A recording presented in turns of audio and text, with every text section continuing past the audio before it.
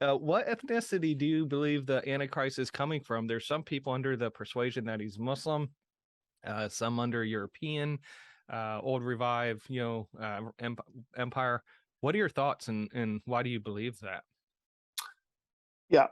Before that, that's a great question. Before that, let me give you one more analogy about Revelation, if I could. Yeah. Um, I would analogize the Old Testament to a jigsaw puzzle of scattered pieces. Mm-hmm. You have no idea how they fit together till you look at the box top Mm. and you see the picture, the mosaic it's supposed to produce. Mm-hmm. So Revelation is the box top, Oh, that's showing you good. what the picture is supposed to look like. The Old Testament and some New Testament, for that matter, is the scattered pieces. So maybe that helps a little bit. But Definitely. concerning Antichrist, I don't, contrary to a lot of popular teaching, it's just hard for me to believe that the Antichrist will be Muslim, because it Mm-hmm. says in 2 Thessalonians 2 verses 3 and 4 that he will demand worship above all that is called God. And it's very difficult for me to think a devout Muslim would ever put himself above Allah. Mm-hmm. I, there's no doubt in my mind that Islam is a key factor in the end time scenario, Mm-hmm. mostly from the nations in Ezekiel 38 and 39. I wrote a little book on that called The Middle East Meltdown, Mm-hmm. but I don't really hold to a Islamic Antichrist interpretation.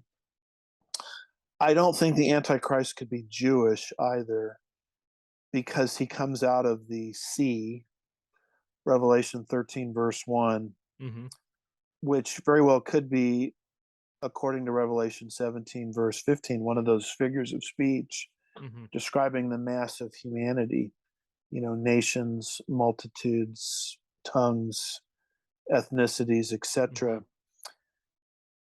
I think if you're going to anchor something down as being Jewish, you're better in thinking that the false prophet, the second beast, could be Jewish, Hmm. Yeah. because he comes out of the land, which is a little two-letter Greek word, GE, really, where we get the word geology, geography, which is used over and over again to describe the land of Israel, Hmm. throughout Scripture. Matthew 2, a lot of other places. Mm-hmm. Um, I don't think the Antichrist could be Jewish, because the two guys in Daniel that are held out as types of the Antichrist, or Mm-hmm. prefigurements of the Antichrist, Antiochus Epiphanes, All right. Daniel 11:31, and Titus of Rome, Daniel 9:26. Both of those guys were Gentiles Mm-hmm. and not Jewish. And the Antichrist thrives at the end of the times of the Gentiles, Mm-hmm. at the end of Daniel's fourth beast, which is the end of the times of the Gentiles, where the Gentiles have superiority over the Jewish nation. And so the Antichrist is that little horn, Daniel 7, that comes up at the end of the times of the Gentiles. So it makes sense to me that he would be Gentile rather than Jewish. Mm-hmm. So I'm not a Muslim Antichrist guy, a Jewish Antichrist guy.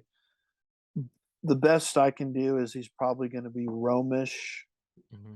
or European. He seems to arise out of some kind of Eurocentric regional empire, which will Mm-hmm. become a global empire, or part of a global empire. And I get that from Daniel 9:26, where it talks about Titus of Rome prophetically sacking the temple Mm-hmm. of Israel in AD 70, and then Daniel 9:27 is the Mm-hmm.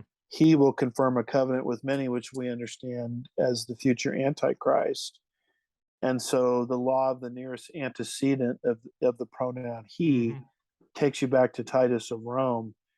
And so that would be my best guess, that the Antichrist will sort of arise out of the cultural inheritance of ancient Rome.